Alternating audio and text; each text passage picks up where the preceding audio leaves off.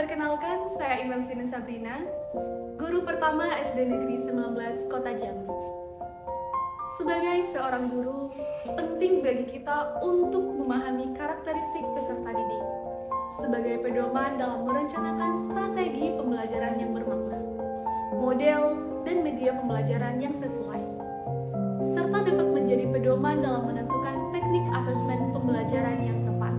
Peserta didik merupakan individu yang tumbuh dan berkembang, yang memiliki potensi masing-masing seperti bakat, minat, dan kebutuhan belajarnya. Berdasarkan hal tersebut, pelaksanaan kegiatan belajar mengajar di sekolah harus sesuai dengan karakteristik peserta didik yang beragam.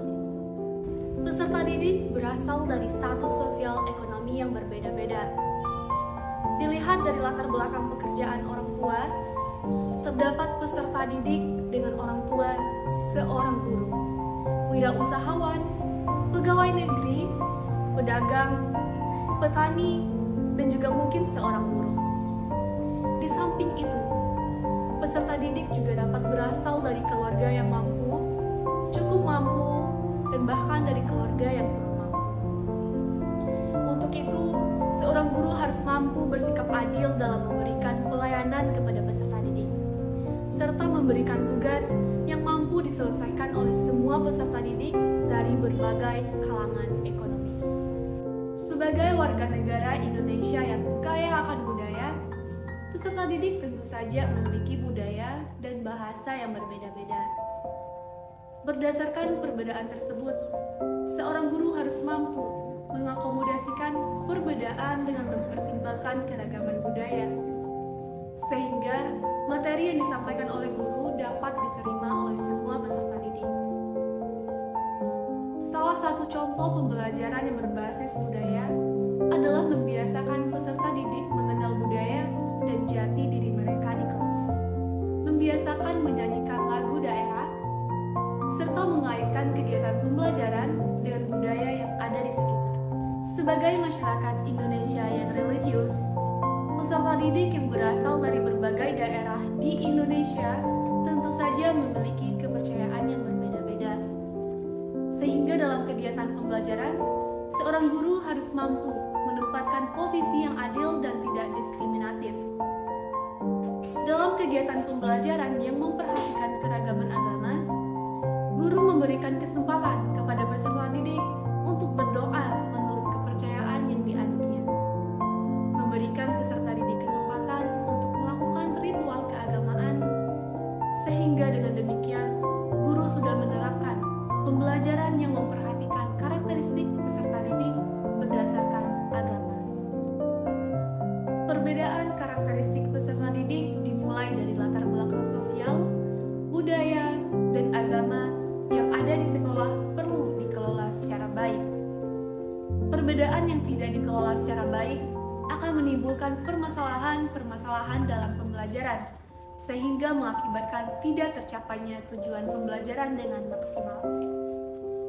Pembelajaran berdiferensiasi dapat menjadi salah satu alternatif yang dapat diimplementasikan oleh seorang guru, karena pembelajaran berdiferensiasi memperhatikan karakteristik peserta didik dimulai dari kesiapan belajar, minat, dan profil belajar.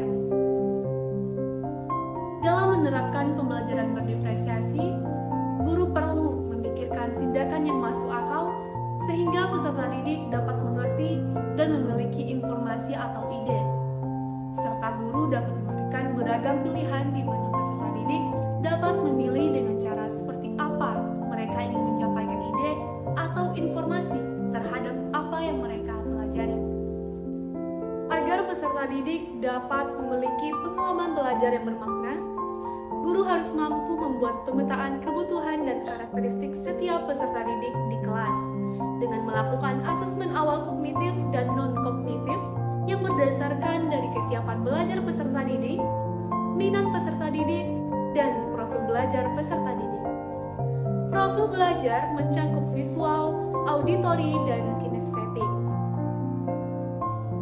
Bentuk pembelajaran berdiferensiasi di kelas dapat mencakup 4 jenis, yaitu diferensiasi konten, diferensiasi proses, diferensiasi produk, dan diferensiasi lingkungan belajar. Diferensiasi konten berkaitan dengan perbedaan konten materi yang diajarkan kepada peserta didik dengan mempertimbangkan pemetaan kebutuhan belajar, baik dalam aspek kesiapan belajar, aspek minat, dan aspek profil belajar, atau kombinasi dari ketiganya. Diferensiasi proses dapat dilakukan dengan membedakan cara guru menyampaikan materi atau memberikan instruksi kepada setiap peserta didik. Diferensiasi proses ini bisa dilakukan dengan mengacu pada gaya belajar masing-masing peserta didik, seperti gaya belajar visual, auditori, atau kinestetik. Selain itu, guru juga bisa memberikan variasi melalui adanya pembelajaran secara individual maupun berkelompok. Diferensiasi produk dapat dilakukan dengan membedakan produk atau hasil pembelajaran yang perlu dilakukan peserta didik untuk mengukur tingkat penguasaan mereka terhadap materi yang diajarkan. Misalnya, peserta didik diminta untuk menunjukkan pemahaman mereka dengan mengerjakan proyek tertentu atau melakukan presentasi di depan kelas. Menurut Ki Hajar Dewantara, pendidikan dan pengajaran merupakan usaha persiapan dan persediaan untuk segala kepentingan hidup manusia, baik dalam hidup bermasyarakat maupun berbudaya dalam arti yang seluas-luasnya. Pendidikan bertujuan untuk menuntun anak untuk dapat menebalkan garis samar-samar agar dapat memperbaiki lakunya untuk menjadi manusia seutuhnya. Ki Hajar Dewantara menyebutkan bahwa pembelajaran haruslah student-centered. Dengan hal itu, pendidik harus mengetahui karakteristik peserta didik setiap individu. Sikap dan perilaku peserta didik sesuai jati diri sebagai bangsa Indonesia sekaligus sebagai warga dunia. Pendidikan adalah tempat persemaian segala benih-benih kebudayaan yang hidup dalam masyarakat kebangsaan, dengan maksud agar segala unsur peradaban dan kebudayaan tadi dapat tumbuh dengan sebaik-baiknya.